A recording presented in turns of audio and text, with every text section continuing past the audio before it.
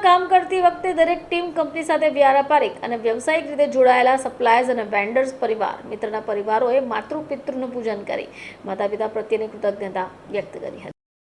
વિશ્વભરમાં રવિવારના રોજ મધર્સ ડેની ઉજવણી કરવામાં આવી, જ્યારે સુરતની hero industries private limited company દ્વારા પ્રોગ્રેસ એલાયન્સથી પ્રેરિત થઈ આજની યુવા પેઢી સમાજ માટે માતૃપિતૃ પૂજન માટેનો પરમાત્માનો સ્પર્શ વંદન કાર્યક્રમનું આયોજન કરવામાં આવ્યું હતું. માતૃપિતૃ પ્રત્યેનું ઋણ અદા કરવાના નાનકડા પ્રયાસ ભાગરૂપે આયોજિત આ કાર્યક્રમમાં કંપનીના સ્ટાફ, કંપની સાથે વ્યાપારિક વ્યવસાયિક રીતે જોડાયેલા લોકો પણ હાજર રહ્યા.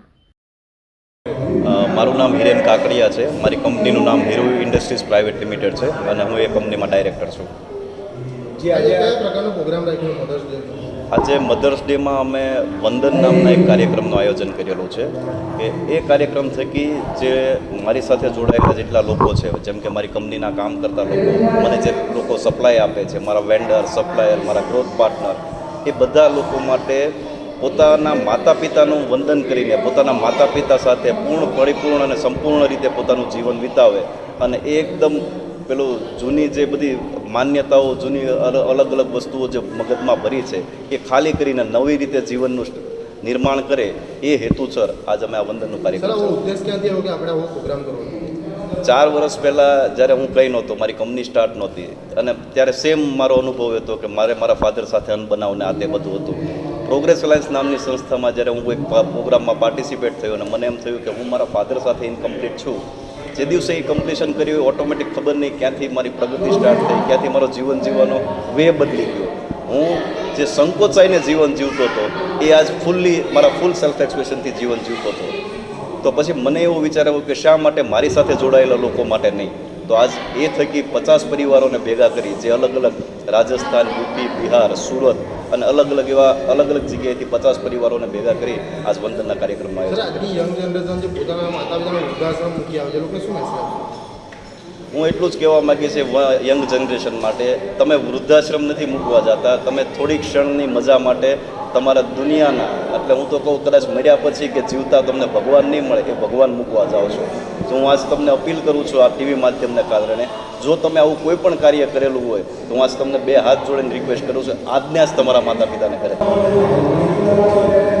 આમાંથી સમાજ અને લોકોમાં એટલો બદલાવ આવશે કે મેં જોયું છે અત્યાર સુધી જેટલા લોકો બિઝનેસ કરે છે, કંપનીઓ ચલાવે છે, કે ટાર્ગેટ્સને એવું બધું પૂરું થતું હોય ને એટલે એમના વેન્ડર, સપ્લાયર, કસ્ટમરને ગોવા અથવા તો અલગ અલગ જગ્યાએ ફરવા લઈ જતા હોય, મતલબમાં પૈસા કીએ કોઈ વસ્તુ આપતી હોય. અમારી કંપનીએ એક નવું સ્થાન ચાલુ કર્યું છે કે અમે પૈસા કહીએ નહીં, મોરલી, સંસ્કારો થકી કે ભાઈ પરિવારો કઈ રીતના ભેગા રહી અને ભેગા રહીને એ લોકો પ્રગતિ કરે એ માટેનો આ કાર્યક્રમનું આયોજન કર્યું છે. મારું નામ છે સુધીર બોદરા.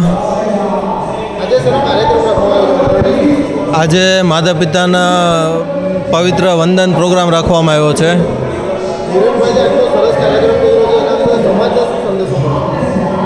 હિરેનભાઈએ હીરો ટેક્સટાઇલના પાર્ટનર્સોએ બહુ સારો કાર્યક્રમ કર્યો છે. આ સમાજમાં આ કાર્યક્રમની જરૂર છે. લોકો પોતાના માતા પિતાનું શું વેલ્યુ છે એ ભગવાન તરીકે એને પૂજન કરે છે. એના માતા પિતા એ એમના માટે, દરેક દીકરાઓ સંતાનોને માટે જીવનમાં શું કાર્ય કર્યું છે એનું મહત્ત્વ એને સમજાય છે. માતા પિતાનું અને દીકરાઓનું, સંતાનોનું બોન્ડિંગ આજના જમાનામાં ખોરવાતું જાય છે. આજના જમાનામાં મોબાઈલે, આ બધી વસ્તુએ, ઇલેક્ટ્રોનિક્સ આઇટમોએ યુગ આવી ગયો છે, એને જગ્યા લઈ લીધી છે.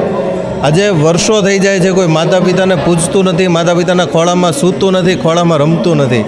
આ એક પ્રોગ્રામ છે જેના થકી ઘણા બધા સંબંધો ફરીથી નજીક આવે છે. આ સમાજ માટે આ બહુ જરૂરી છે. યંગ જનરેશન આજનું, મેં કીધું એમ, ઇલેક્ટ્રોનિક્સ યુગ, મોબાઈલ યુગ, કમ્પ્યુટર, મીડિયા માર્કેટમાં લાગી ગયું છે. એમને એક જ સંદેશો છે કે જે માતાએ તમને જન્મ આપ્યો છે, જે પિતાએ પોતાનું લોહીનું સિંચન કરીને તમને મોટા કરી રહ્યા છે, એની નજીક રહો, એને સમય આપો, એની સાથે સમય વિતાવો. એ જીવનમાં ખૂબ જરૂરી છે. ત્યાંથી તમને એ દુનિયાની એક સંસારની, સમાજની બહુ મોટી કિતાબ છે. ત્યાંથી જે શીખવા મળશે, ત્યાંથી જે નોલેજ મળશે નિસ્વાર્થપણે, એ દુનિયામાં ક્યાંયથી નથી મળવાનું. Bureau report.